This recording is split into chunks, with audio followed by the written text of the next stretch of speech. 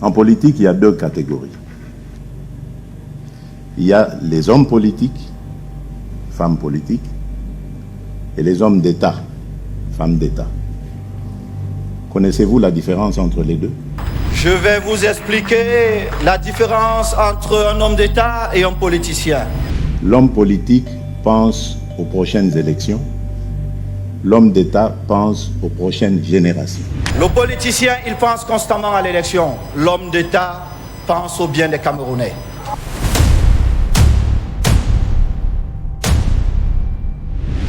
Le politicien pense constamment à l'élection.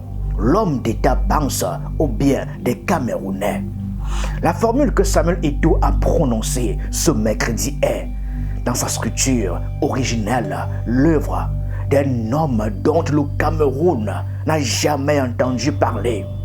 Son nom, James Freeman Clarke, pasteur unitarien de Boston, théologien, réformateur social, ami d'Emerson et figure de la pensée libérale américaine du 19e siècle. Clarke couche cette sentence dans son livre Self-Culture, publié en 1858. Sa formulation exacte en anglais. A politician thinks of the next election. A statesman thinks of the next generation. Une génération, pas le bien des Camerounais. Eto'o a donc opéré une transposition, une adaptation au réel local, ce qui, loin d'être une faiblesse, relève ici précisément une intelligence de la formule, la capacité à en saisir l'esprit pour l'ancrer dans le présent. La phrase a depuis traversé les continents et les siècles, souvent attribuée à tort à Winston Churchill, dont le profil rhétorique et l'aura internationale ont fait de lui une sorte de dépôt universel de citations aphoristiques. Ce tropisme churchillien est un phénomène bien documenté en statistique politique. Le nom du premier ministre britannique fonctionne comme une caution de grandeur que certains locuteurs apposent sur des paroles qu'ils veulent crédibiliser. Mais la vérité appartient à Clarke. A politician thinks of the next election. A statesman thinks of the next generation. James Freeman Clarke, Self-Culture, 1858. Plus récemment, cette formule a trouvé un autre locuteur africain de premier plan, Félix Tshisekedi, président de la République démocratique du Congo, l'a utilisé dans ses discours en articulant la même dichotomie. L'homme politique, prisonnier du temps court. L'homme d'État, habité par le temps long. L'homme politique pense aux prochaines élections. L'homme d'État pense aux prochaines générations. Avait-il déclaré, reprenant Clarke sans le nommer, comme Eto'o le fera après lui. On écoute. En politique, il y a deux catégories. Il y a les hommes politiques, femmes politiques, et les hommes d'État, femmes d'État. Connaissez-vous la différence entre les deux? L'homme politique pense aux prochaines élections. L'homme d'État pense aux prochaines générations. Voilà donc la généalogie de la phrase. Né à Boston, porté par un pasteur réformateur, utilisé par un chef d'État congolais, puis prononcé par un président de fédération camerounaise. Sous les dorures d'un bâtiment inauguré en grande pompe. L'itinéraire d'une idée dit parfois autant que l'idée elle-même. Samuel Eto'o est l'un des cibles rhétoriques les plus récurrentes de la société camerounaise lorsqu'il s'agit de questionner sa légitimité à gouverner une institution. Les procès en analphabétisme, les moqueries sur sa syntaxe française, les railleries sur ses constructions orales parfois approximatives. Tout cela compose un arrière-fond sonore permanent autour de son action à la tête de la FECAFOOT depuis décembre 2021. Et pourtant, ce 13 mai sur une tribune peuplée de ministres, de diplomates, du président de la CAF, Patrice Motsepe, de légende du football africain, JJ Okocha, El Hadji Diouf, Roger Mila et bien d'autres. Cet homme accusé de ne pas savoir lire a convoqué un penseur américain du 19e siècle pour articuler une distinction philosophique fondamentale sur la nature même du pouvoir. Il n'est pas le premier sportif de haut niveau à révéler une profondeur intellectuelle que ses contemporains n'avaient pas anticipée. Arthur Ashe, champion de tennis américain, était aussi une figure engagée sur les questions de race, d'injustice et des droits civiques, en particulier contre l'apartheid, ce qui lui a donné une dimension intellectuelle et morale au-delà du sport. Karim Abdul-Jabbar, 6 fois champion NBA, est devenu, après sa carrière, un essayiste prolifique et un auteur engagé sur l'histoire, la culture et les questions sociales. En France, Albert Camus, qui fut gardien de but dans sa jeunesse en Algérie, a souvent évoqué le football dans ses carnets et réflexions personnelles, sans en faire un objet central de pensée philosophique, mais en y voyant une expérience humaine marquante. En Afrique, George Weah, Ballon d'Or 95, est devenu président du Libéria, incarnant l'un des exemples les plus emblématiques de reconversion du sport vers la politique. Le sport de haut niveau, contrairement aux préjugés qui circulent, fabrique parfois une intelligence stratégique, une lecture des rapports de force et une capacité à lire les hommes que nulle école ne peut synthétiser. Eto'o n'a peut-être pas lu Clark dans le texte, il a peut-être entendu cette phrase dans un discours, croisé cette formulation dans une conversation ou l'a reçue par transmission orale, mode de transmission qu'aucune culture africaine ne devrait dédaigner. Ce qui importe, c'est qu'il a su la recevoir, la retenir et la restituer dans le bon contexte avec le bon destinataire. Samuel played football at the highest level in the world.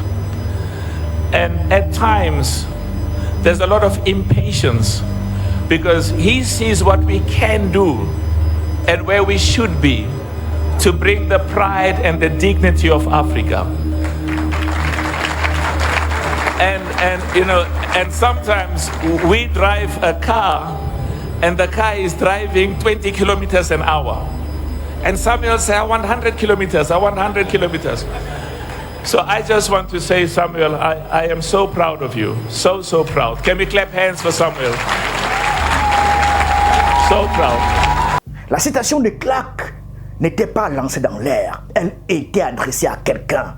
Elle était une dette. Elle était une dette contrariée dans l'ombre et remboursée à la lumière. Qui est Joseph John Goode dans l'histoire entre Samuel Eto'o et l'État camerounais? Pour comprendre la charge affective et politique de ce remerciement, je vous invite à remonter à l'un des feuilletons institutionnels les plus chaotiques du football camerounais récent. La crise FECAFOOT de MINSEP autour du sélectionneur Marc Brice.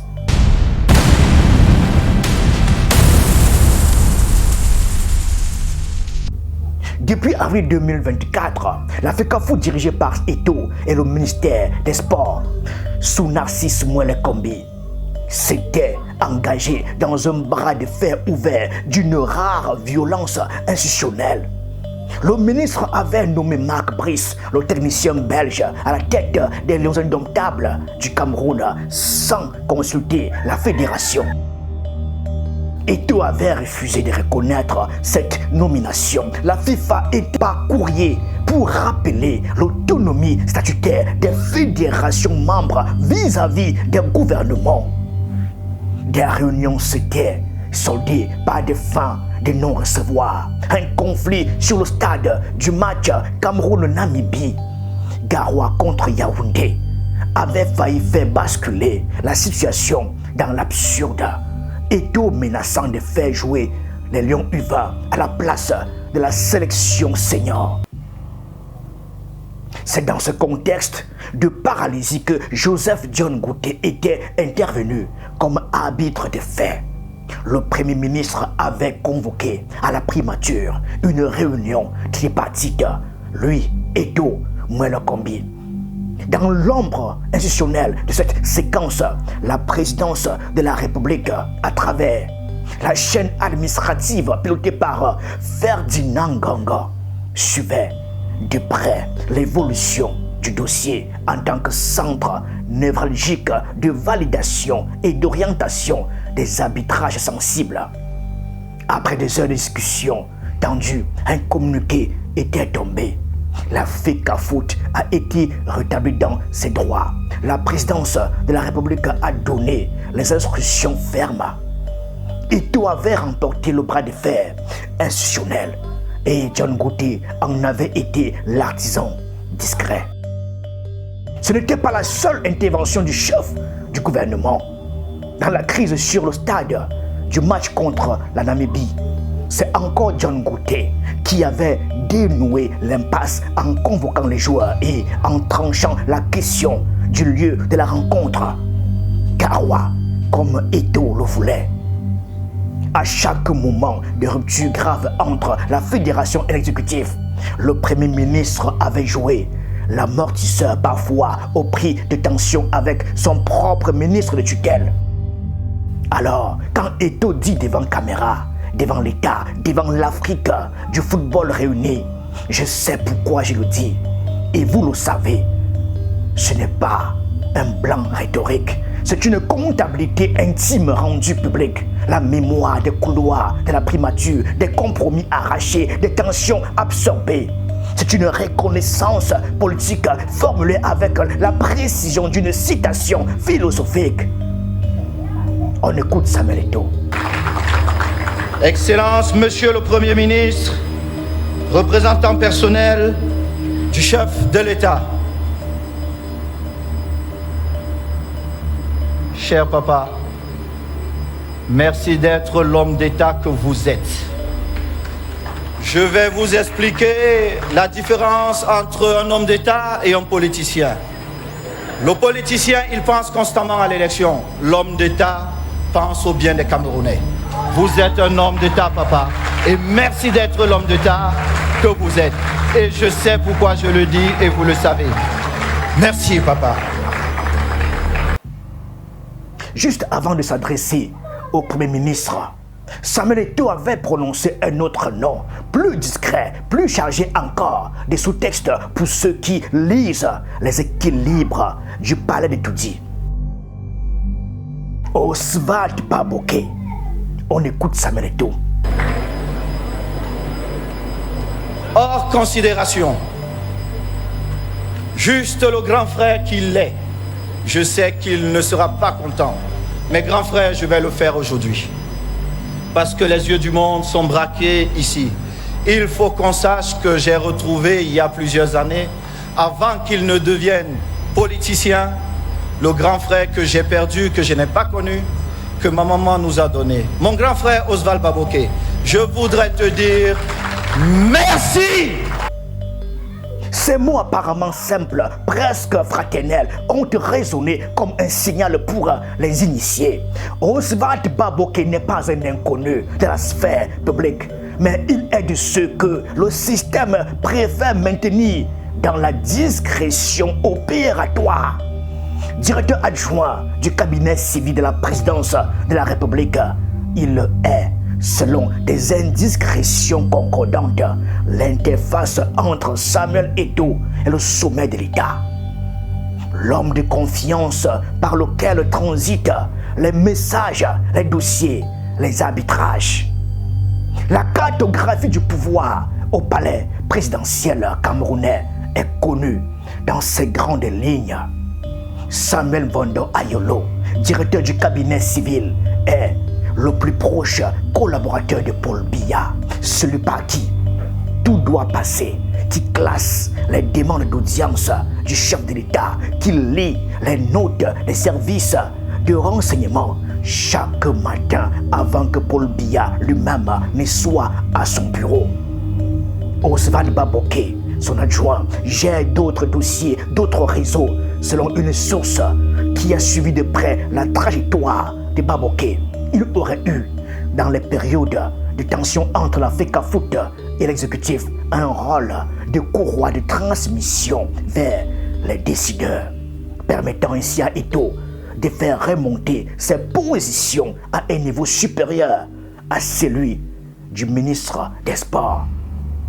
Paul Biya lui-même avait en avril 2024 désigné Baboké pour le représenter aux obsèques du père de Samuel Eto'o. Un geste protocolaire chargé de sens par lequel le président signifiait son soutien au patron de la FECAFOOT à un moment personnel douloureux. La même main tendue, le même réseau de loyauté silencieuse. Nommé Baboké à voix haute sur cette tribune, c'est cartographié à ciel ouvert un réseau que beaucoup pressentaient sans en avoir la confirmation publique. C'est dire aux observateurs: je ne navigue pas seul dans les eaux de Toudi et j'honore ceux qui m'y ont guidé. On écoute encore Eto'o. Tu es un bon grand frère. Tu es juste. Tu es de bons conseils. Merci de dire par le mot juste. Merci, grand frère. La cérémonie elle-même avait été précédée d'un bref mais révélateur feuilleton protocolaire. Dans un premier temps, le représentant personnel du chef de l'État devait être le ministre des Sports, Narcisse Moïse Kombi. L'homme même avec lequel Eto'o avait vécu des mois de guerre froide, intense. L'information avait circulé comme une évidence. Et puis à la veille de la cérémonie, une seconde note est tombée. Signée Samuel Vondo Ayolo, directeur du cabinet civil daté du 12 mai 2026, marqué très urgent et confidentiel. Elle dépossédait Moïse Kombi de sa prérogative protocolaire pour en investir, cette fois Joseph Dione Ngouté. L'OPM, chef du gouvernement, devenait le représentant personnel du chef de l'État à l'inauguration et recevait également en audience Patrice Motsepe, président de la CAF, au nom de Paul Biya. La confusion a ensuite alimenté les réseaux sociaux. Bruno Bidjan a dû intervenir publiquement sur Facebook pour clarifier que la première note était caduque et que c'est bien celle du Premier ministre qui était valable. Raoul Christophe Biya, de son côté, a nuancé cette lecture, indiquant que les deux notes avaient été authentiques à leur moment respectif et qu'il arrive que le cabinet civil modifie ses instructions à la dernière minute, même sur des points protocolaires aussi sensibles. Quoi qu'il en soit, le résultat était là. Moïse Kombi présent dans la salle, mais relégué au rang d'invité parmi d'autres. Dione Ngouté sur le podium, coupant le ruban, recevant Motsepe, signant le livre d'or, et Eto'o, quelques heures plus tard, dédiant à ce même Dione Ngouté la plus belle phrase de son discours. La coïncidence entre la désignation de dernière minute et la teneur du discours d'Eto'o a frappé plus d'un observateur. Qu'il y ait eu coordination ou non, le résultat produit est celui d'une mise en scène cohérente. Le Premier ministre élevé, le ministre des Sports contourné, la FECAFOOT souveraine dans sa maison. Son Excellence, Monsieur le ministre des Sports, cher aîné Sawa, nous l'avons fait. Les enfants venus de l'eau l'ont fait. Nous l'avons fait ensemble. L'histoire retiendra qu'un père et un fils venus de Douala ont fait ceci. Nous partirons un jour. Peu importe ce qui a pu se passer ou ne pas se passer, nous l'avons fait excellence. Merci. Pour clore son discours, Eto'o a demandé à l'assistance de se lever pour applaudir Paul Biya et son épouse. Le geste était attendu, rituellement prévisible dans la grammaire du pouvoir camerounais. Et pourtant, il méritait d'être lu au-delà de la convention. Samuel Eto'o. Et pour terminer, je n'ai pas besoin de parler. Je voudrais que vous vous leviez pour deux personnes qui ont donné tous les privilèges au sport en général et au football en particulier. Je devrais vous laisser deviner. Son Excellence, Monsieur le Président de la République du Cameroun et sa charmante épouse, ma chère maman. Je vous prie d'applaudir très très fort. Merci, chers parents.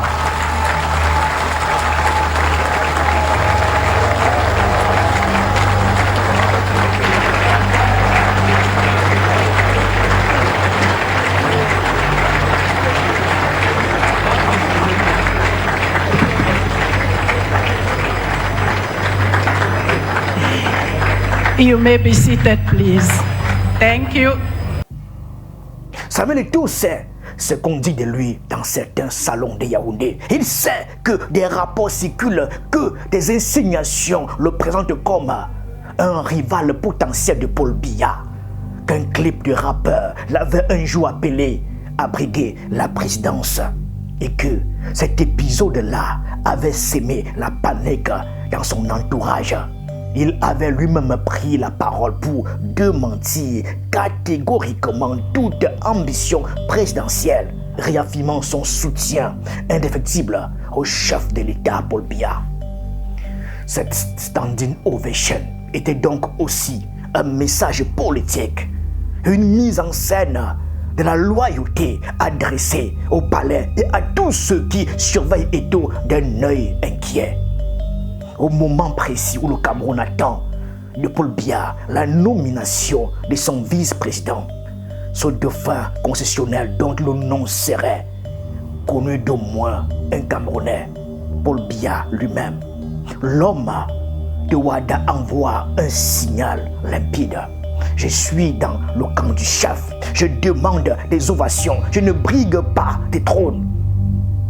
Mais l'ombre portée d'Eto'o sur la vie politique camerounaise est désormais trop massive pour que cette déclaration de non-candidature suffise à rassurer les caciques du RDPC.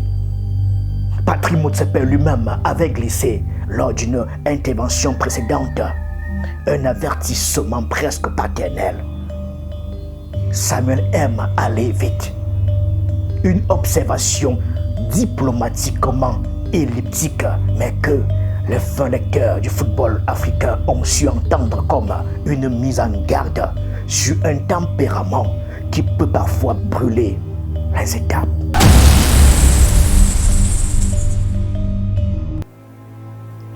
Il est rare dans la vie politique camerounaise qu'un discours sportif concentre autant de strates. Celui du 13 mai 2026 n'était pas un discours d'inauguration, c'était une cartographie. Chaque phrase y désignait quelqu'un. Chaque remerciement codait une relation de pouvoir. Iya Mohamed, la dette envers l'histoire institutionnelle. Rigobert Song, la réconciliation avec les anciens. Narcisse Mwele Kombi, le pardon habillé en fraternité Sawa. Oswald Baboké, l'aveu de la courroie de transmission présidentielle. Dion Gouté, le remboursement public d'une dette politique concrète. Paul Biya et Chantal, la soumission affichée devant le trône à ces détracteurs qui l'accusent d'ignorer les codes de la vie publique. Samuel Eto'o vient de démontrer en moins de 20 minutes de tribune qu'il les maîtrise mieux que beaucoup de ceux qui l'y ont précédé. Il a cité Clark sans le nommer, remercié ses alliés sans les exposer inutilement, rendu hommage à ses adversaires sans se régner et rappelé sa loyauté au chef de l'État sans paraître servile.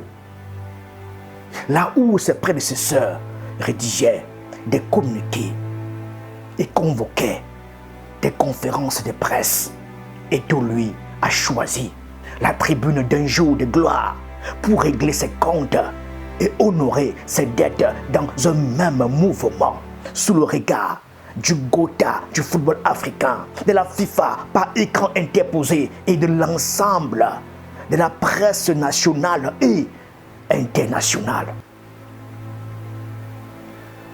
James Freeman Clark, mort à Boston en 1888, ne savait évidemment pas qu'un footballeur né en Congo dans la région du centre du Cameroun allait un jour employer sa formule pour désigner un premier ministre anglophone comme un homme d'État dans un pays à l'identité fracturée. Mais il aurait sans doute reconnu dans l'usage qui en fut fait la vitalité d'une idée qui traverse les siècles, celle qu'il existe deux catégories d'hommes publics, ceux qui gouvernent pour rester et ceux qui gouvernent pour construire. Ce mercredi à Ouarda, Samuel Eto'o a rendu à Joseph John Goûté l'hommage de la deuxième catégorie. Et au passage, il a dit à tous ceux qui doutaient de lui, les illettrés aussi peuvent lire les hommes. Merci.